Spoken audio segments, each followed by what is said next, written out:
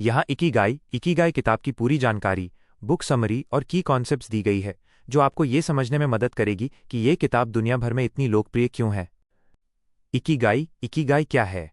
यह एक जापानी शब्द है जिसका सीधा मतलब है जीवन जीने का उद्देश्य, अ रीजन फॉर बीइंग। इकी जीवन, लाइफ, गई मूल्य या उद्देश्य, वैल्यू, वर्थ। यह किताब जापान के ओकिनावा द्वीप के लोगों के रहस्यों पर आधारित है, जहां दुनिया में सबसे ज्यादा लोग 100 साल से अधिक की उम्र, सेंटेनेरियंस तक, पूरी तरह स्वस्थ और खुश रहकर जीते हैं। किताब के 4 मुख्य स्तंभ, द 4 पिलर्स ऑफ इकिगाई। इस किताब के अनुसार यदि आप अपने जीवन का इकिगाई ढूंढना चाहते हैं तो आपको अपने भीतर इन 4 सवालों का जवाब खोजना होगा। जैसा कि ऊपर दी गई तस्वीर वाटरमार्क्ड _IMG_ 6 Quintillion 344 quadrillion 188 trillion 208 billion 368 million 221,309 .png का लिंक के डायग्राम में भी दिखाया गया है। 1. आप किस चीज से प्यार करते हैं? What you love माइनस आपकी पैशन। 2. आप किस चीज में माहिर हैं? What you are good at minus आपका हुनर। 3. दुनिया को किस चीज की जरूरत है? What the world needs minus आपका योगदान। 4. आपको किस चीज के लिए पैसे मिल सकते हैं? What you can be paid for minus आपका प्रोफेशन। जब ये चारों चीजें एक बिंदु पर आकर मिलती हैं, वही आपका इकिगाई, जीवन का सही मकसद होता है। किताब से सीखने योग्य मुख्य बातें, की टेकअवेज। कभी भी रिटायर न हो, स्टे एक्टिव। ओकिनावा की भाषा में रिटायरमेंट जैसा कोई शब्द ही नहीं है। वहां के लोग मरते दम तक वो काम करते रहते हैं जो उन्हें पसंद है। काम छोड़ देने से दिमाग और शरीर निष्क्रिय हो जाते हैं। 80% का नियम, हारा हाची बू, हमेशा अपनी भूख से थोड़ा कम खाएं। जब आपका पेट 80% भर जाए तो खाना बंद कर दें। इससे पाचन तंत्र पर दबाव नहीं पड़ता और उम्र लंबी होती है। फ्लो में जिएं।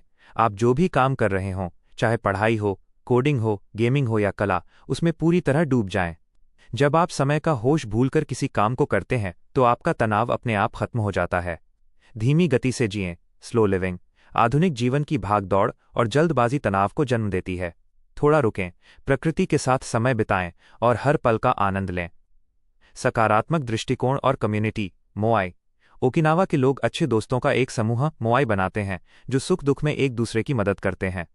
हमेशा मुस्कुराते रहना और लोगों से जुड़े रहना आपको कभी अकेला महसूस नहीं होने देता। यह किताब उन सभी के लिए एक सोने की खान, गोल्ड माइन है, जो अपने जीवन में शांति, लंबी उम्र, संतुष्टि और अपने करियर का सही रास्ता ढूंढना चाहते हैं। तो चलिए इस किताब के सबसे महत्वपूर्ण हिस्से फ्लो स्टेट को समझते हैं, जो आपके काम की क्वालिटी, फोकस और प्रोडक्टिविटी को कई गुना बढ़ा सकता है। फ्लो स्टेट क्या है? फ्लो वो मानसिक स्थिति है जिसमें आप किसी काम में इस कदर डूब जाते हैं कि आपको समय, आसपास के माहौल या किसी और चीज का होश नहीं रहता।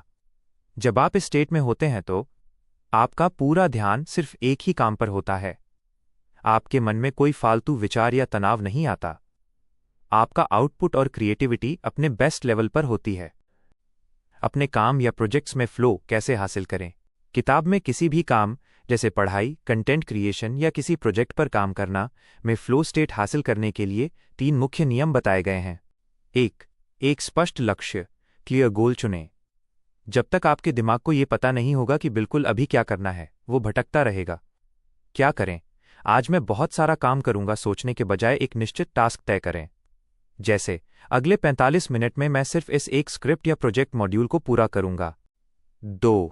ध्यान भटकाने वाली चीजों को पूरी तरह हटा दें, जीरो डिस्ट्रैक्शंस। हमारा दिमाग एक साथ 2 काम, मल्टीटास्किंग नहीं कर सकता। अगर आप काम के बीच बीच में फोन चेक करते हैं तो आपका दिमाग कभी भी फ्लो स्टेट में नहीं पहुंच पाएगा। क्या करें? काम शुरू करने से पहले अपने फोन को साइलेंट करके दूसरे कमरे में रख दें, कंप्यूटर पर फालतू के टैब्स बंद कर दें और एक शांत जगह पर बैठें। 3. चुनौती और हुनर का संतुलन, the challenge skill balance. Flow state तभी मिलता है जब काम न तो बहुत आसान हो और न ही बहुत ज्यादा मुश्किल। अगर काम बहुत आसान होगा तो आप बोर हो जाएंगे। अगर काम आपकी क्षमता से बहुत मुश्किल होगा तो आप तनाव, स्ट्रेस में आ जाएंगे और काम छोड़ देंगे। क्या करें? ऐसा काम चुनें जो आपके मौजूदा हुनर से थोड़ा सा, लगभग 10% ज्यादा चुनौतीपूर्ण हो, ताकि उसे करने में आपको मजा भी आए और आपका विकास भी हो।